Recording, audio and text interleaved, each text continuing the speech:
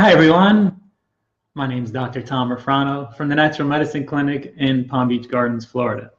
And today I'm going to talk about healing adrenal fatigue. This is actually step 5 with lifestyle changes. We're going to go over some recommendations on different things you can do with your lifestyle, on different habits you can change that can really help tremendously. So just to recap, in case you missed the prior videos, the adrenal glands are small glands on top of your kidneys, and they produce hormones, including cortisol, DHEA, and many other hormones that are, these are responsible for many things, but one in particular is handling stress. So when you're under stress, they secrete hormones that help your body adapt and handle that. And the thing is, we're under so much stress these days from every different direction that over time our adrenals get overworked and depleted and develop into a condition referred to as adrenal fatigue or adrenal insufficiency or adrenal dysfunction. There's many different names, HPA, axis dysfunction.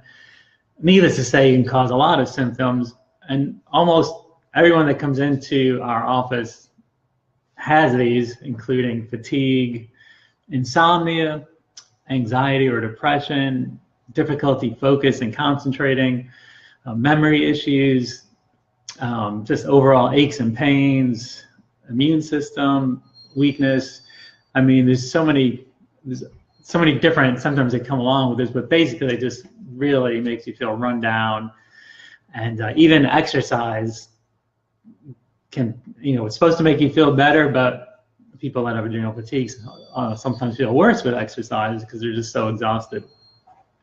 So today, so we did mention the first 4 steps, and that included number 1, getting enough sleep. Are you getting to bed on time by 10 o'clock, ideally at night, and going to bed at the same time every night, and getting up, getting 7 to 8 hours of sleep.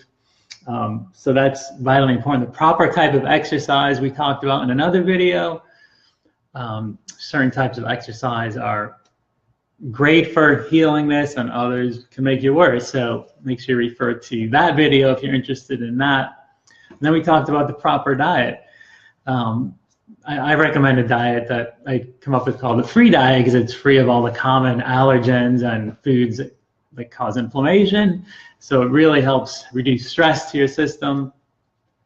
And 4, I talked about supplements in that video, which supplements are appropriate for the right, for different types of adrenal fatigue. There's more than one type, so there's different types of supplements that help support normal cortisol function or DHEA.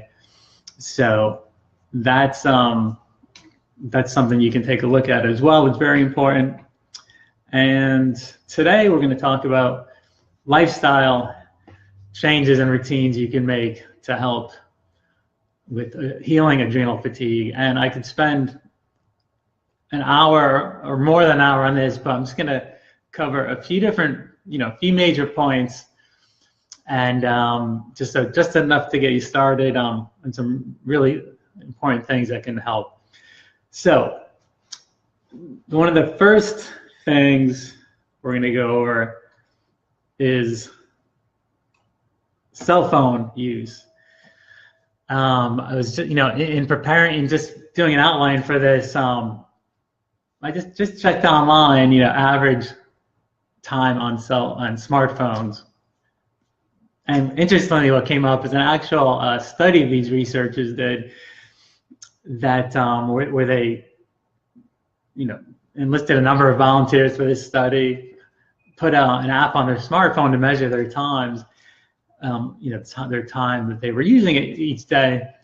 And what they found was the average number of touches, the average number of uses that include clicking, tapping, swiping on their smartphones per day. Can anyone guess, if you want to put in the comments there, how many touches per day would you say the average person uses on their smartphone. So we see 200. Actually, the average was 2,617 times per day. And then they had the top 10% in the group, which was over double that, 5,427 times a day.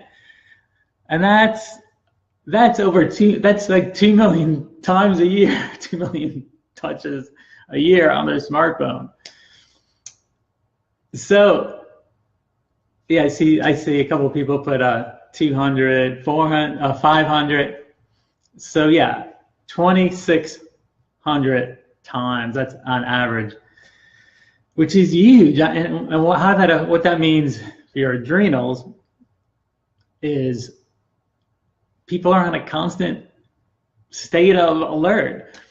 It's like every few seconds, every minute, few minutes, every 10 minutes, whatever it is throughout the day, people are checking their phone, texting, going online, social media, between Facebook, Snapchat, Twitter, Instagram, Pinterest. I mean, well, there's another one my daughter told me about the other day, house party. I mean, it is just crazy the amount of time and attention you could spend on your phones.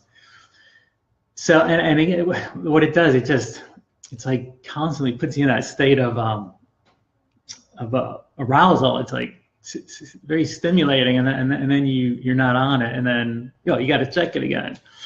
So this does not do well for your adrenals when you want to heal this adrenal fatigue issues. This is not a good thing.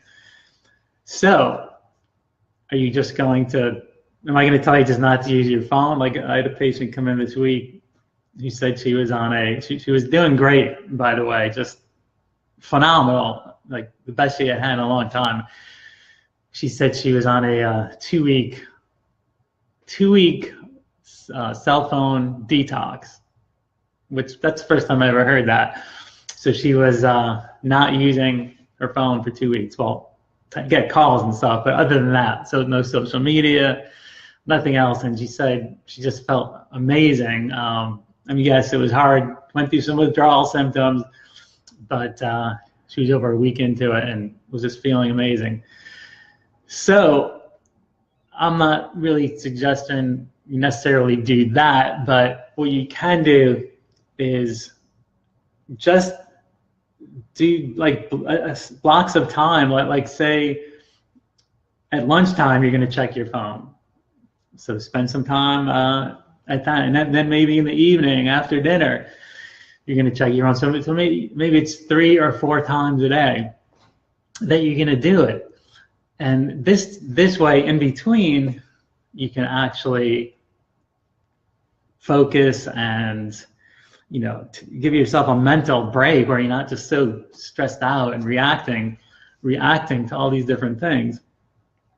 Another suggestion in that area is the first hour of the day and the last hour in the evening, I would suggest not using your phones at all, unless you get an important call, of course. But I'm just saying, when you get up in the morning, if the first thing you're doing is checking your phone, it's just you're reacting to other people's stuff. It's like, you're checking emails or texts or social media or the news, God forbid. It's just all of a sudden you're in reaction and have to think and focus on all this other stuff.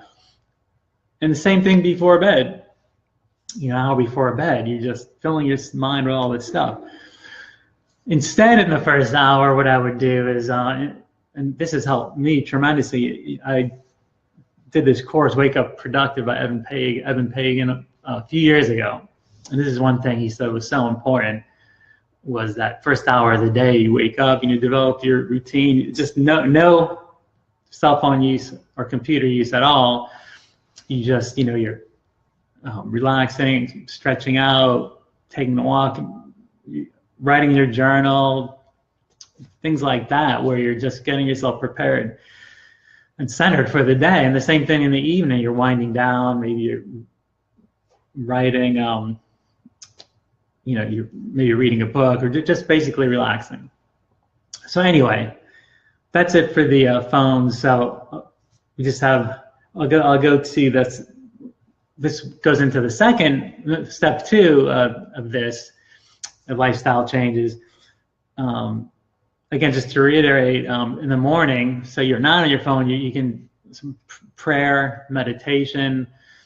That's an amazing way to get your day started and just kind of relax, and you kind of think about what is it that you want to have happen for the day. Maybe some visualization, focusing on positive outcomes instead of all this other stuff, from external sources.